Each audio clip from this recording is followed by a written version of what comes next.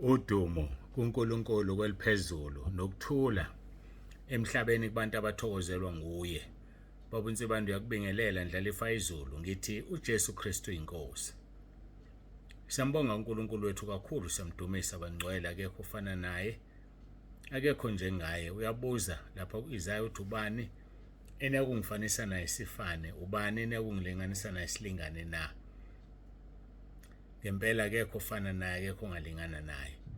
uNkulunkulu ezinzulwini zonke, uNkulunkulu ezulwini, uNkulunkulu emhlabeni. Onke amadola amguqela, thina-ke siwaguqisa ngegama elithi uJesu Kristu inkosi. Ngiyabingelela ezindaweni zonke ubaba uNsibande, uthi uJesu Kristu anibusise. Sizoqhubeka namhlanje nenkonzo yethu engikholwa ukuthi izoba ngiyokugcina. Sesoqhubeka emva komkhosi wePhasika, emva komkhosi wePhasika. Uma kungaphazamisanga lutho kusukela ngoMsombuluko inkosi isigcinile, sizokhuluma ngomkhosi, sokhuluma sibuke abantu abathathe imikhosi eBhayibhelini nempendulo zabo. Bese-ke uma uNkulunkulu engikhumbuzile emva komkhosi, bese nginifakela izinto ezenzeke emkhosini ka-21 days, emkhosini ka-21 days. Emeni lokhu nizibika nginikhumbuze ukuthi umkhosi ukwenzeleni. Siyambonga uNkulunkulu wethu kakhulu, siyamdumisa. Ubaba uNsibande uthi masiguqe, sikhuleke, sisondele kuNkulunkulu.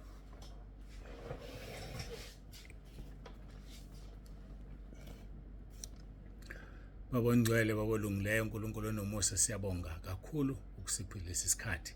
Siyabonga Nkosi, ngiyacela ukuthi ube kanye nathi ngomoya wakho ingcwele, moya ongcwele, moya ongcwele. Usiholele kulo lonke iqiniso, usifundise futhi usibikele njengoba inkosi uJesu yasho yathi kumsebenzi wakho loyo. Siyakubonga-ke kakhulu moya ongcwele, qhubeka ube nathi, ukhuluma, uzambule nakuso lesi sikhathi. Sinikela kuwena ukuphila kwethu, busisa kube yilo naloyo ilalele lenkonzo, ibe isibusiso kuye, imkhulise kumoya.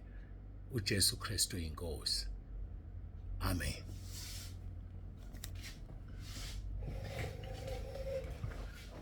Sikhulume kakhulu kulezi insuku bangcwele ngezinyembezi.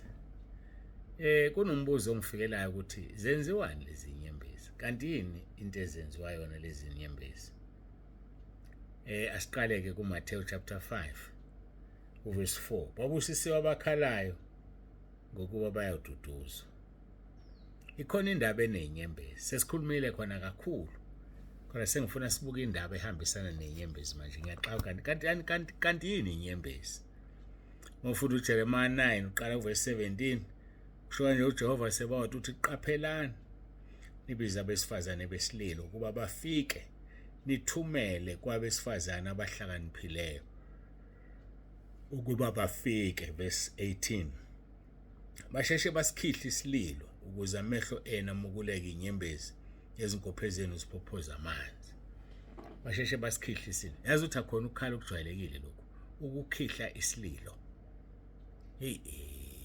uNkulunkulu ukhona into ayifunayo enyembezini. Ababizwa abesifazane abahlakaniphile, babizwa ukuthi bayizihlakaniphi abakhalayo.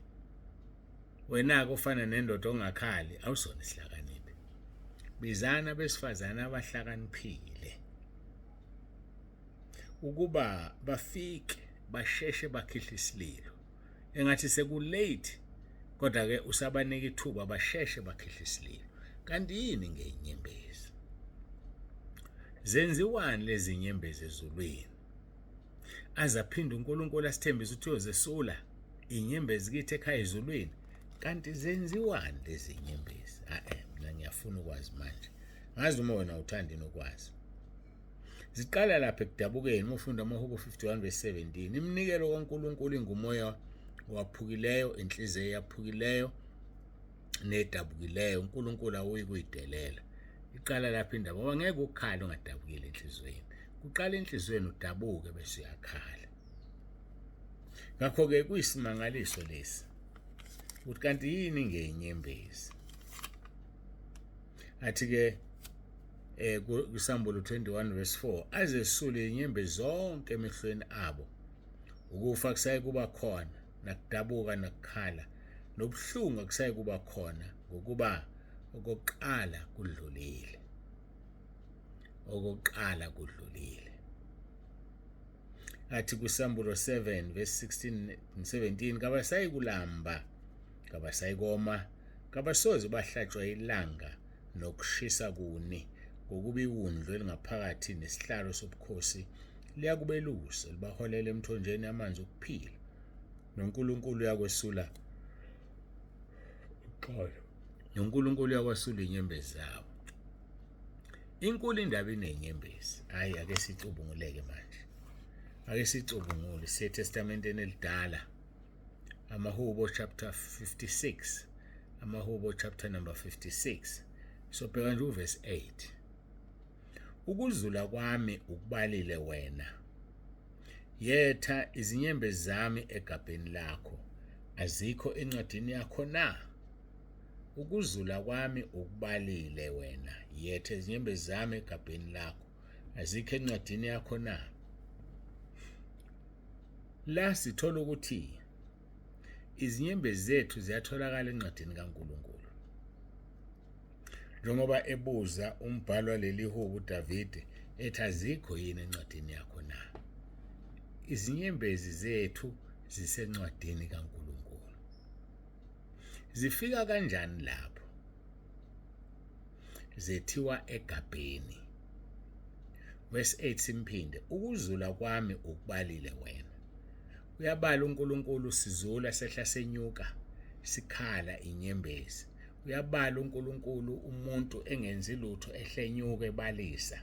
Uyabala ubalise kangaki ehlenyuka kangaki. Bese ethi ke yetha izinyembezi zami egabheni lakho. Emva kokuba ke Nkosi usukubalile ukuzula kwami, yetha izinyembezi zami egabheni lakho. Omunye wakawukhonjiswa lo mbono. Wazibona inyembezi zilapha ebhodleleni. Kuthunyelwe ingelosi. Uxolo, umukhuleka umkhuleko onenyembezi. Kwehla ingelosi ngaleso sikhathi izoyiqoqa lezi nyembezi ifake ebhodleleni. Igabha ibhodlela. Zifakwe ebhodleleni lezi nyembezi. Bese imuka nazo ingelosi. Ngifisa ukwazi ukuthi mina kwelakho ibhuku zikhona nenyembezi, kwelakho igama eduze kwalo. Zikhona nenyembezi. Uyadabuka yini wena na? Ayike iyazithatha ke ingelosi ihambe iyozetha. Ingakho ke kuthiwa asibize abesifazane abahlakaniphileyo bazokhihla isililo. Ngoba bayafuneka bazosikhihla lesi sililo abesifazane abahlakaniphileyo. Hayi bayafuneka kufuneka bazosikhihla isililo. Isililo siyakhihlwa. Uyasifuna uNkulunkulu ukuze emahlethwa agcwale inyembezi. Ngisho uJesu uqobo lwakhe wanikela ngenyembezi. Hayi mina ngazi uyawazi lokho. Wanikela inkosi uJesu ngenyembezi. Ngoba uyafuneka ngesinye isikhathi umkhuleko nenyembezi. Hayi umkhuleko dry. Kuba umkhuleko dry awuzukufika esezulwini. Awuzufinyelela ezulwini. Kodwa sifuna nenyembezi. Kuze kwethiwe inyembezi egabheni lakhe ebhodleleni lakhe. Sizobheka isambulo uxola amaHebheru chapter 5 uverse 7. AmaHebheru chapter 5 uverse 7. Owathi senikele emhleni yenyama yakhe ngemkhuleko. Ubona ukukhuleka uyanikela. Wanikela ngemkhuleko, wanikela ngokunxusa, wanikela ngokudazuluka okukhulu nezinyembezi kuyena onamandla okumsindisa ekufeni. Wezwiwa ngenxa yokumesaba uNkulunkulu. Inkosi uJesu leyo inikelile ngemkhuleko emhleni yayo yenyama isaphila ihamba emhlabeni. Wanikela ngokusinxusela. Wanikela ngokudazuluka. Ukudazuluka ukukhala uncontrollably. Ungacontroleki uvela ukukhale. Yezwa ukukhale, ukudazuluka lokho. Kodwa akumsizanga. Nezinyembezi kuyena onamandla okumsiza ekufeni. Wezwiwa. Yezwa ke wezwiwa ekhala ngenxa yokumesaba uNkulunkulu. Akezwanga ngenxa yokukhala inyembezi. wezwiwa ngenxa yokuthi uthe sekhala inyembezi wafunyana umesaba uNkulunkulu. So-ke inyembezi zakho zizodwa azenzi lutho, okuwutho kumesaba uNkulunkulu. Mesaba uze uthuthumele, waze wathuthumela wamesaba uNkulunkulu. Uthi verse 8, noma indodana wafunda ukulalela ngalokho ahlupheke ngakho. Sidinga ukulalela, sidinga ukufunda bafowethu ngezinto esihlupheke ngazo. Ufunde ukuze ungahlupheki kabili. uNkulunkulu ufuna sidabuke. uNkulunkulu ufuna sikhale sidazuluke, sinikele kuye ngeminikelo angayo kwinqaba, iminikelo yokukhala. Verse 9, esephelelisiwe waba isisusa sokusindiswa kwethu. Kwamanje unothi siyakhuluma sithi sindisiwe, ingoba yena wanikela ngemkhuleko, wanxusa, wadazuluka, wakhala izinyembezi. Lokho-ke kwenza ukuthi umkhuleko wakhe, ngoba wayevele emesaba uNkulunkulu, ezwiwe. Mhlawumbe wena wakho umkhuleko awuzwakali njengoba awukazi ukhale. Zihlukanise lezi zinto. Khona izinto okufanele ukhale kuzo, khona okufanele ungafanele ukhale kuzo. Khona izinto okufanele uthi uma ukhala kuzo akuzo uNkulunkulu, nezinto ozothi uma ukhala angakuzo uNkulunkulu. Yazi ukuthi angakuzo uzumangatha ubaba uNsibande kade esho nje kufuneka sikhale. Uyabona phela inhliziyo uthi ayikhalisa. Akafuni uNkulunkulu umuntu oyikhalisayo, kodwa ufuna umuntu okhala ngesiminya, okhala ngeqiniso. Lisho njalo-ke izwi lenkosi lithi wathi esenikela emhleni enyama yakhe ngemkhuleko nokunxusa nokudazuluka okukhulu nezinyembezi kuyena onamandla okumsindisa ekufeni, wezwiwa ngenxa yokumesaba uNkulunkulu. Wezwiwa ngenxa yokumesaba uNkulunkulu. Uyamsaba wena uNkulunkulu? Uyamsaba yini uNkulunkulu? Yindaba uma wenza into owona uthi qala awusabi yena uNkulunkulu, usaba abantu. Usaba abantu kanti kufanele usaba uNkulunkulu. uNkulunkulu-ke akazifuni inyembezi. uNkulunkulu uyazesula inyembezi ngoba akazifuni. So zaqalwa inkosi ethu uJesu inyembezi, wanikela ngazo emhleni yakhe. Kwaqhubeka-ke nathi saphila sanikela ngazo inyembezi, ngoba kuyanikelwa ngeinyembezi. Qaphelani nibiza abesifazane abahlakaniphile beze bafike ukuba bafike ukuba bafike bakhihlele, basikhihlele isililo, bakhale on our behalf. Sizwile ukuthi zenziwa njani inyembezi. Ukuzula kwami, amaHubo 56 verse 8, ukuzula kwami ukubalile wena, yetha izinyembezi zami egabheni lakho, azikho encwadini yakho na. Zethiwa-ke inyembezi egabheni. Mase zethiwe-ke zinomsebenzi lezi nyembezi, zethiwa egabheni. Ngakho-ke inyembezi uNkulunkulu uyazifuna ukuthi asesule zona ukuze zethiwe egabheni. Mina ngifuna ukwazi ukuthi ezakho inyembezi zikhona yini egabheni likaNkulunkulu? Zikhona yini ezakho inyembezi kuNkulunkulu na, noma azikho? Waphela kufanele zibe khona. Mazingekho inkinga le, icala lelo. Kufanele indoda nendoda ibe nezinyembezi. Ake siqhubeke sizwe ukuthi ziyokwenziwani lezi nyembezi ngosuku lokugcina. Isambolo chapter 5. Siqala ukufunda kuverse 9. Isambolo chapter 5 siqala ukufunda kuverse 9. Ahlabelela igama elisha athi, ufanele wena ukuyithabatha incwadi nokuvula izimpawu zayo, ngokuba wahlatshwa wabathengela uNkulunkulu ngegazi lakho abavele kuyo yonke imindeni nezilimi nabantu. uNkulunkulu wabathengela ngegazi likaJesu. Uthi kuverse 10, wabenza babe ngumbuso nabapristi kuNkulunkulu wethu babuse emhlabeni.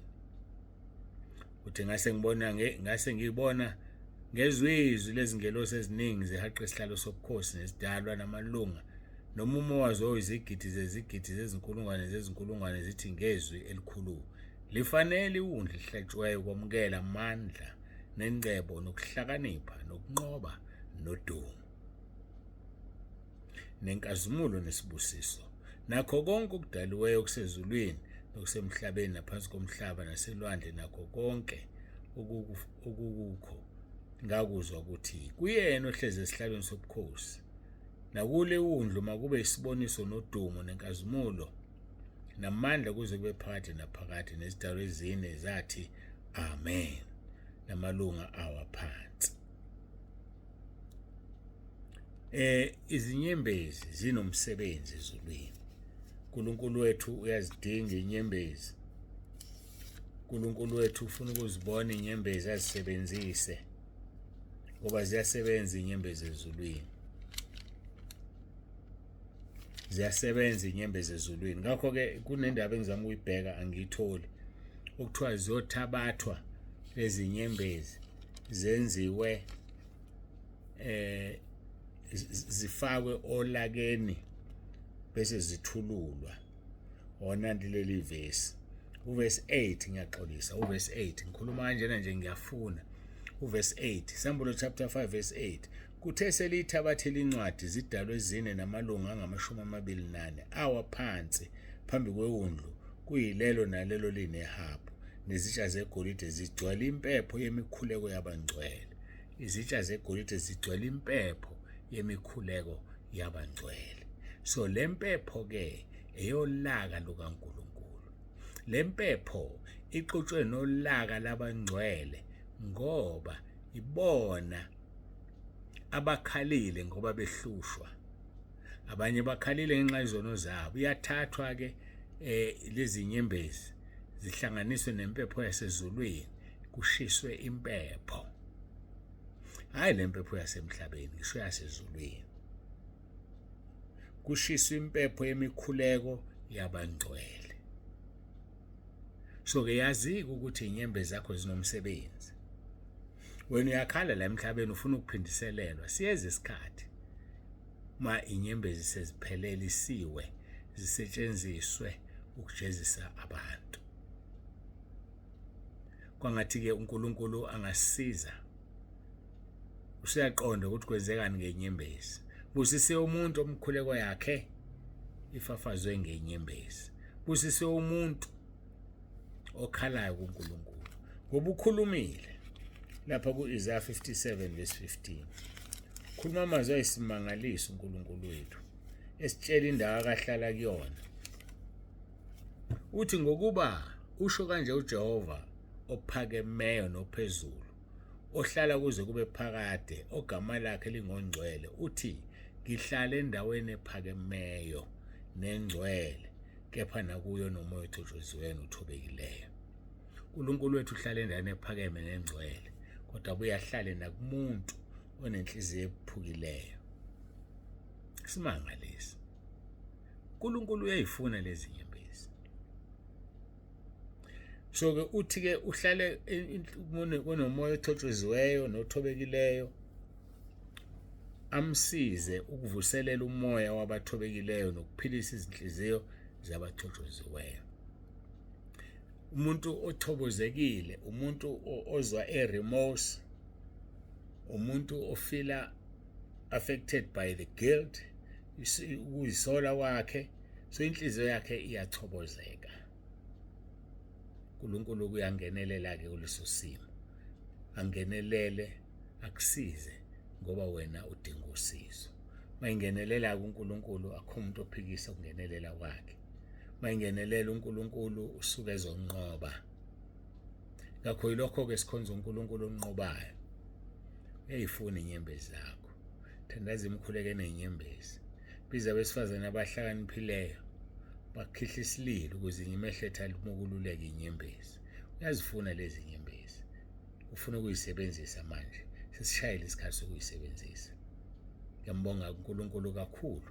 Ngiyacela siguqe sikhuleke siye kuyena ngomkhuleko. uJesu Kristu uyinkosi.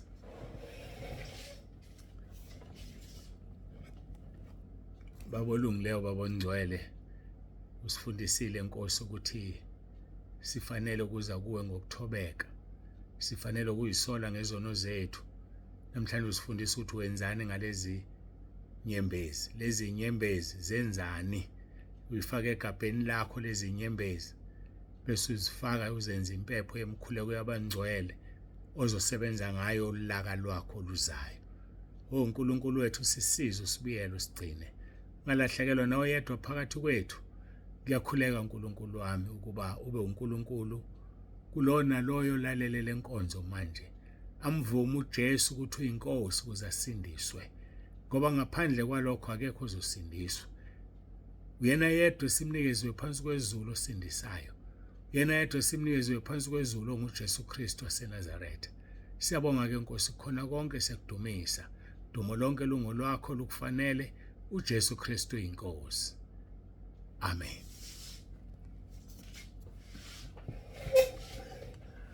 Siyambonga uNkulunkulu wethu, siyamdumisa abangcwele. Siyambonga ngendlela emangalisayo. Udumo lonke selinikeza yena. Umsebenzisi ndiyavalelisa uthi uJesu Kristu uyinkosi.